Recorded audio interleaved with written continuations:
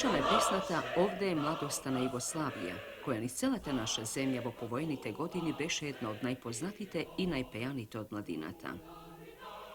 Avtor od nova pesna, poznatiot revolucioner i umetnik Petre Bogdanov Kočko, kako da gi vnesol na jedan volšeben način v ova jednostavna forma, od jedna strana svojite najkarakterističniji elementi na karakterot i umetničkate individua, od druga strana široki od duh i idealite kovani za vreme na revolucijata.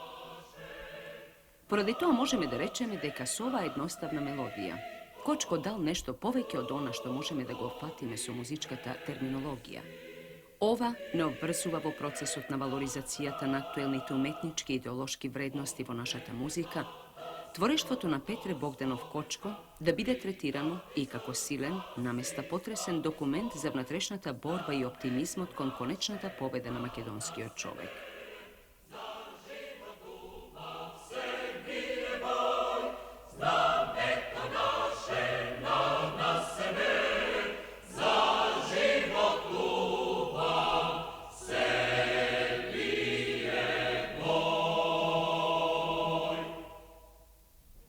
Roden sam pred 64 godini vo mnogočleno semejstvo vo Skopje, vo Pajko Malo. Pajko Malo je centar od srceto na Skopje. Pomeđu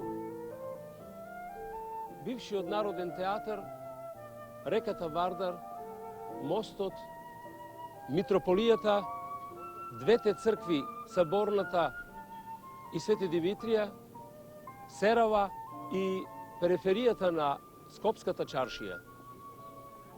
Тука се укрстува во Пајкомала сите верски, национални и социјални слоеви. Тука беше Скопската чаршија, тука е еснафот, тука се средните и богатите скопски, македонски, трговски фамилии. Тука бева и најсиромашните и најбогатите еврејски и влашки фамилии. Детството го минав во таков своевиден, интересен, но и контрастен градски колорит. Сета моја фамилија е песнопојна, посебно татко ми. Наагалот од првата попречна улица во Пајкомало се издигнуваше од памтивека еден жолтникав, огромен скулптурален камен, околу кого ние децата од мојата улица ги доживувавме сите детски игри и ритуали. Јас бев песнопоецот. Тука за прв пат почна да се раѓа љубовта кон убавото и имагинацијата. Во високите класови во гимназијата Петре Богданов Kočko станува вокален солист на гимназискиот хор. Тука почнува неговиот непосреден интерес за запознавање на професионалната музика. Тука почнува да се развива неговата музикалност под професионално наблюдување и подоцна инструирање на професорот по музика Јосип Брновиć. Со истиот професор и диригент во рамките на градскиот хор Вардар учествува како солист во изведбата на кантатата Ефтеева заклетва за мешан хор, симфониски оркестар и соло баритон од Сатнер. По тој повод, Петре Богданов Kočko ја добива и првата професионална критика за неговите вокални музички предиспозиции. Како веќе напреден младинец, под тешки политички околности и без какви било материјални можности, решава да замине за Белград. По препорака на Скопската студентска организација, веднаш го прифаќа Белградската студентска организација Самопомоќ и му овозможува да се запише на Филозофскиот факултет и музичката школа Мокрањец. Од тука почнува неговиот интензивен процес на професионално и политичко образование. Веќе следната година станува диригент на хорот Самопомоќ, а потоа на македонскиот хор Вардар, на војводинскиот хор, хорот Женски покрет, а по завршувањето на школувањето го води и централниот пејачки и рецитативен хор. Во непосредна професионална идејно-уметничка соработка со познатиот револуционер музичар Воислав Вучковиќ, Кочко се оспособува за еден од раководителите на музичко-сценскиот аматеризам на Белградскиот универзитет, напреднато студентско движење. Учествува во подготвувањето и компонирањето одделни делови од приредбите, на кои низ настапите на хоровите, солистите и рецитаторите провејувала револуционерната порака. Јас секогаш кога треба да зборувам за Петре Богданов Кочко, зборувам со известна возбуда, затоа што безмалку 40 години другарувам со него и е личноста преку која јас дојдов до некои собствени сознавања, што и ден денеска ги сметам скапоцени, не само за мене, туку и за сето она што го имам изврвено како животен пат. Го запознав како 17-годишник, јас дојден во Белград на студии, тој веќе студент, свителен во тогашните студентски борби, во тогашните борби на пролетаријатот на Белград, во тогашните борби на македонските студенти. И ја имав среќата една година да делам заедничка соба со него и да научам од него дека е можно да се живее исцело предаден на револуцијата, дека е можно да се извршуваат сите навидум прозаични задачи од страјкачки стражи до демонстрации, до пишување пароли и да се биде уметник. Јас никогаш нема да заборавам кога по свршените демонстрации Кочко ќе не забереше нас туку избегани од жандарите да отидеме да слушаме концерт или опера. И ни викаше, ако сакате да бидете вистински револуционери, треба и ова да го знаете, треба и ова да го умеете, треба и ова да го имате како ваш живот. Може би низ тие така попатни, временски далечни сеќавања, јас наоѓам сега во себе си аргументи за тоа како ми помогна мене во текот на самата револуција, во текот на мојот подоцнешен живот, именно тоа другарување со Кочко, да изнајдам клуч, да можам се оддајната љубов на Кочко кон револуцијата, кон народно-осветителната борба, кон ова наша стварност, да ја поврзам и со својата мисија на писател. Кочко за мене останува една од најголемите, најинтересните, највозбудливите фигури на македонската револуција, на нашата југословенска ослободителна борба и на нашата современа југословенска уметност.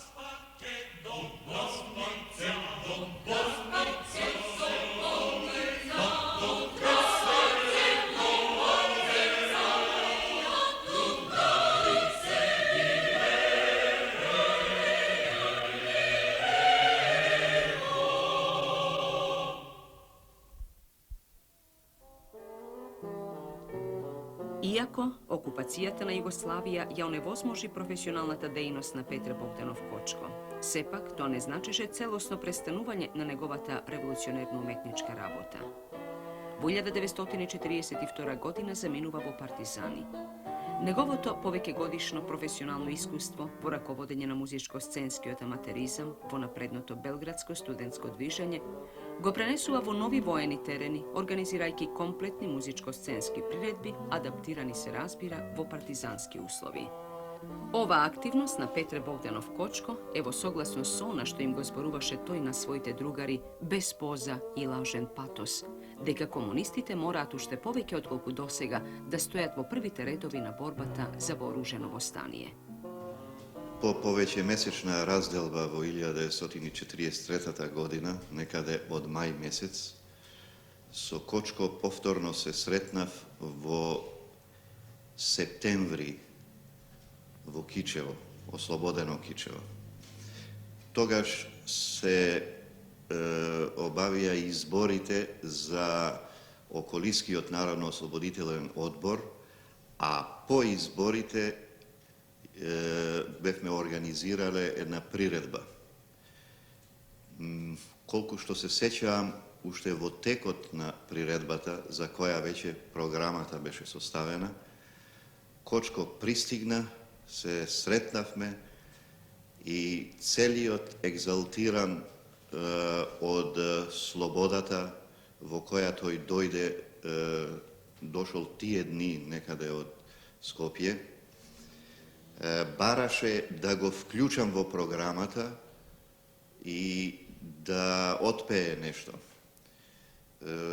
Јас тоа го сторив и тогаш прв пат во ослободено Кичево, во слободна Македонија, се однесе песната на Кочко Ленка. Тоа е, веројатно ви е познато, композиција, а и текстот е на Киро Глигоров. Меѓутоа, меѓу партизаните, тоа беше Ленка на Кочко. Од тогаш, па се до крајот на војната, Ленка ќе стане најпопуларната песна во револуцијата. Тоа е нешто неверојатно со какво внимание луѓето ја слушаа песната.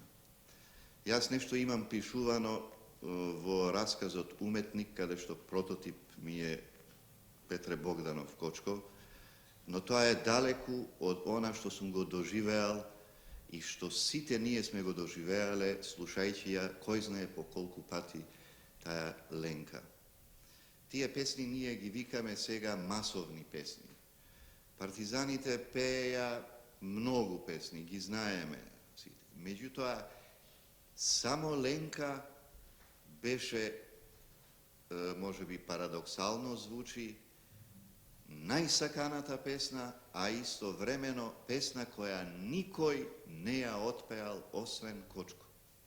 Па дури ни мощне талентираниот тенор кој загина некаде 1944 година на вратите на Дебарца, враќајќи се од Егејска Македонија, Скипо, еден прекрасен младич со пелјушен тенор, не успеа да ја отпее Ленка. Кочко со самото пристигнување на слободната територија, како една мощне сложена и силна личност, веќе стори тоа да се почувствува неговото присуство насекаде.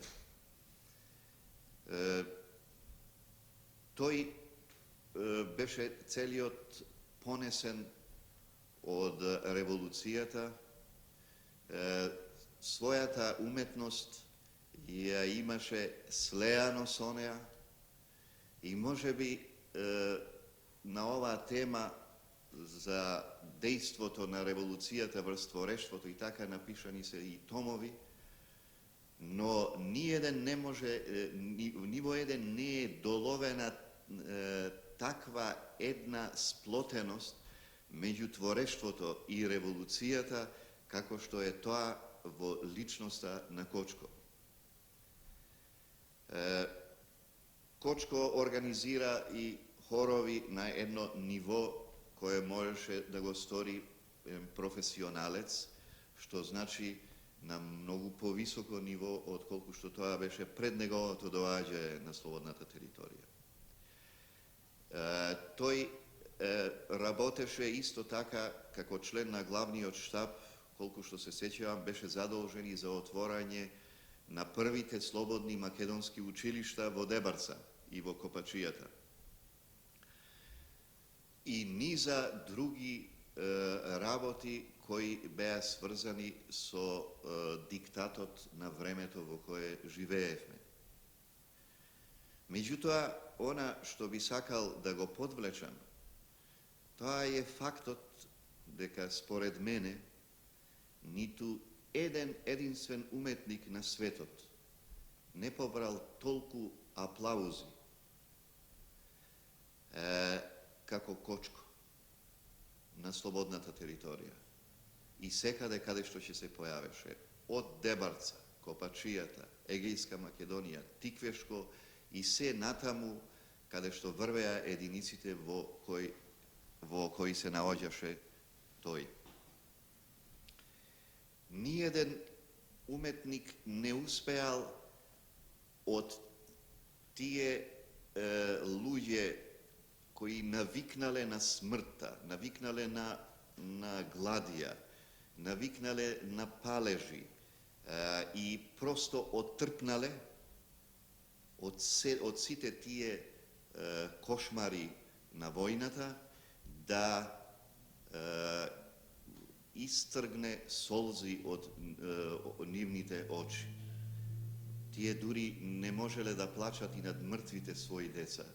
Но кога Кочко ја пееше Ленка, јас не еднаш сум гледал низ публиката како луѓе сериозни, храбри борци просто плачеле слушајќи ја судбината собствена, фактички изразена низ песната.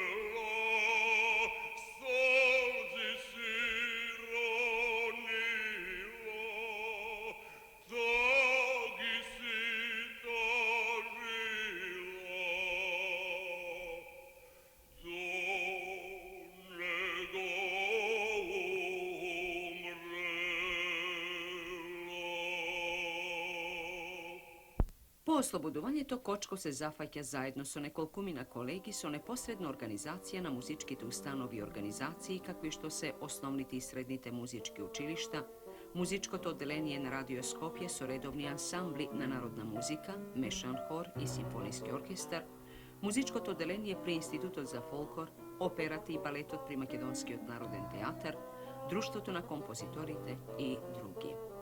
Skrijenite intimni želbi da zastanena operskata scena vo slobodната tatkovina se ostvarija.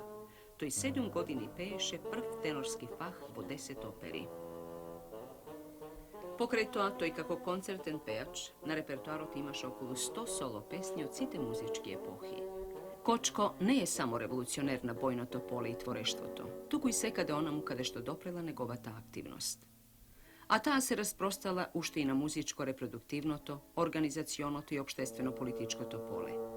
Negovata aktivnost na ovije podračje je osobeno značajna vo periodu od koga vo naša tatkovina počna da se usvojuvat sovremeni temi i formi vo kulturnoto živenje. Песната "Утро над нас" од Кочо Рацин со посебна возбуда сум ја компонирал, бидејќи во неколку наврата со интимен однос ми рецитирал. Никола Гагов, првенец на Скопската опера, носител на првиот спинтов фах Трвијата, Боеми, Тоска, Кармен, ќе исполни песната "Утро над нас" во придружба на пијанистката Лилјана Иванова.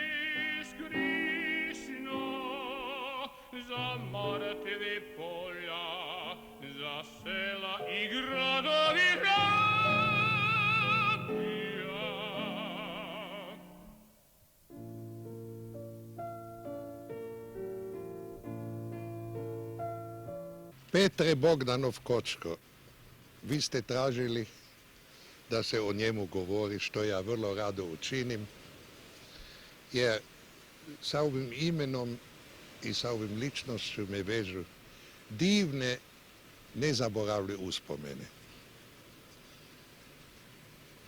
O Kočki kao allround umjetnika koji i pjeva, i komponira, i organizira, ne treba mnogo govoriti, to se zna ko je Kočko, Bogdanov Kočko. Ali kad spomenimo njega, meni dođu sve uspomene opet na vidjelo kad smo zajedno formirali skopsku operu. To je bilo 1947. kad sam imao čast doći u Skoplje i raditi za tu operu.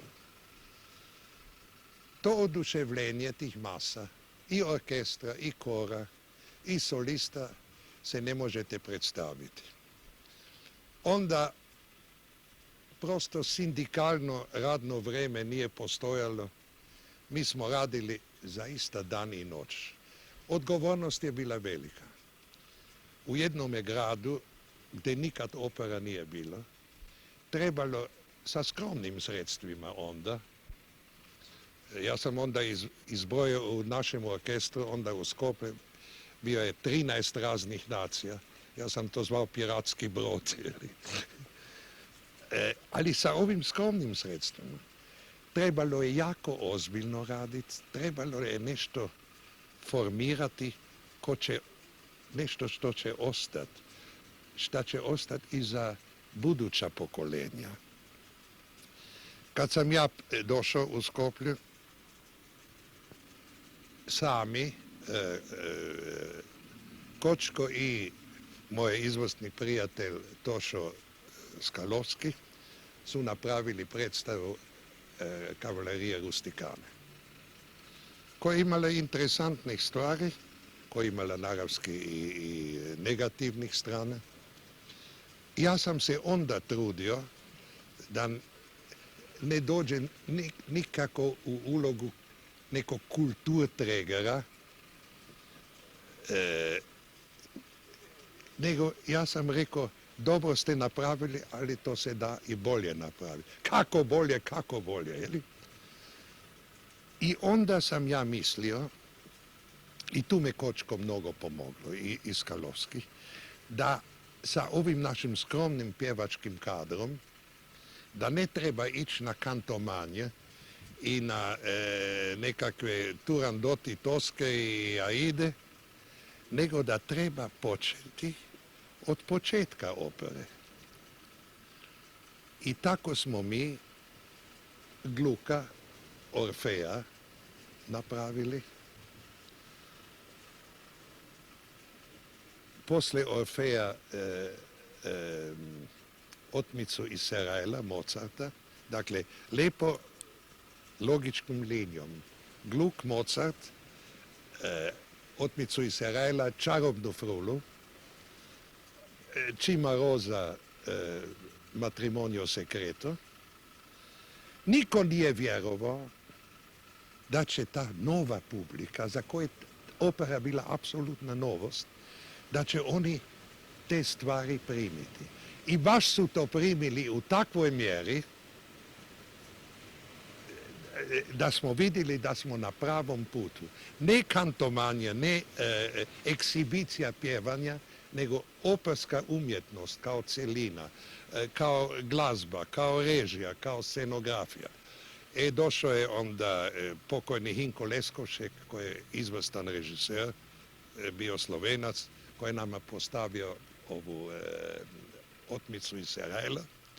Ja sam postavio Čarobnu frulu, onda u cijeloj zemlji su rekli, pa taj Lovro je lud, sa novom operom odmah Čarobnu frulu. Kako je to za publiku?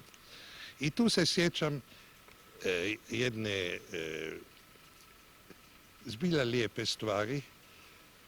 Pokojni Karađole, koji je nažalost kod potresa poginuo, on je pjevao Papagena. I to sjajno i slavno. On je igrao sebe, on je bio Papageno uopće kao ličnost.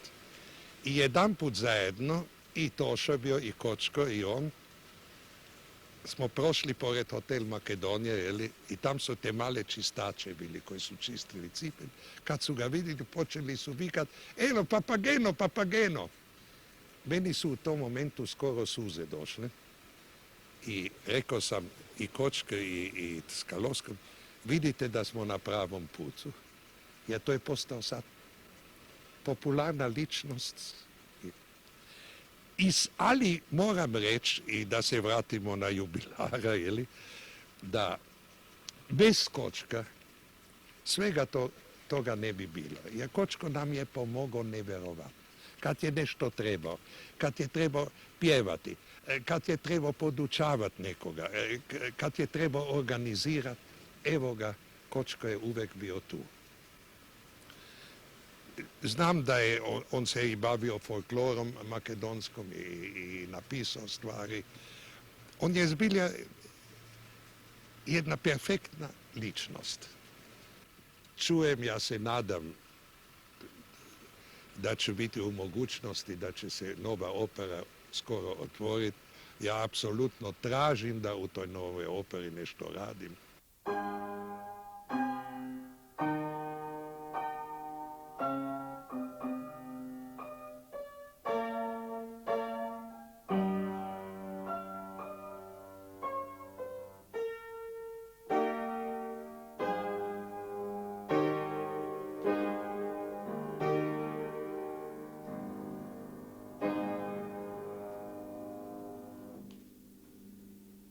Компонирањето после ослободувањето сум го чувствувал како национален долг и професионален императив. Моето музичко творештво непосредно е сврзано со мојата вокална репродукција како концертен и оперен уметник. Таквата професионална спона континуирано се одразуваше на карактерот,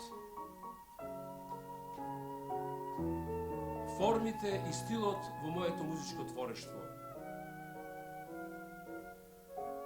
Поголемиот дел од мојот творечки опус, 25 хорски композиции, младински, еднородни, мешани, акапела хорови, над 30 соло песни, 8 вокални циклуси и една кантата се евидентен доказ за таква творечка симбиоза. Сега работам паралелно на два вокална циклуса. Долг и право на поетскиот текст од Цане Андреевски и Интими на поетскиот текст од Блаже Коневски. Кога сум веќе кај интимите, нешто да кажам за моите интими. Во мојот политичко, обштествен и професионален од су имал неколку интимни дилеми. Имено 1938 година, по завршувањето на музичките студии во Белград, главен предмет концертно и оперно пеење и апсолвирањето на Филозофскиот факултет музичка естетика, ми се пружива две шанси.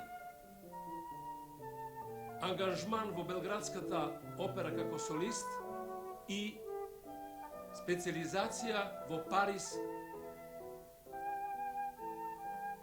етномузиколошка гранка. По препорака на раководството на студентското напредно движење, а посебно на доктор Воислав Вучковиќ, останувам во Белград како диригент и раководител на музичко-сценскиот аматеризам. Понатаму, 1941 година, македонско востание, како комунист и уметник, од почеток до крај учествувам во револуцијата. Понатаму, 1945 година, Слободна Македонија, пак определби мое лично усовршување и специализација или организирање на музичкиот живот во Македонија. Се определувам за второто. Ете, тие се моите своевидни дилеми и до крај неостварливи професионални интими. Но, осмогодишното учество во напредното студентско движење како концертен певец, диригент и раководител на музичко-сценскиот аматеризам, македонското востание и револуцијата,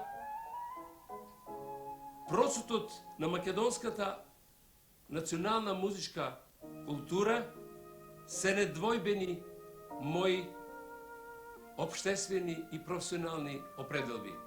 Но најголемата моја интима е мојот брачен, професионален сапатник со кого во овие простории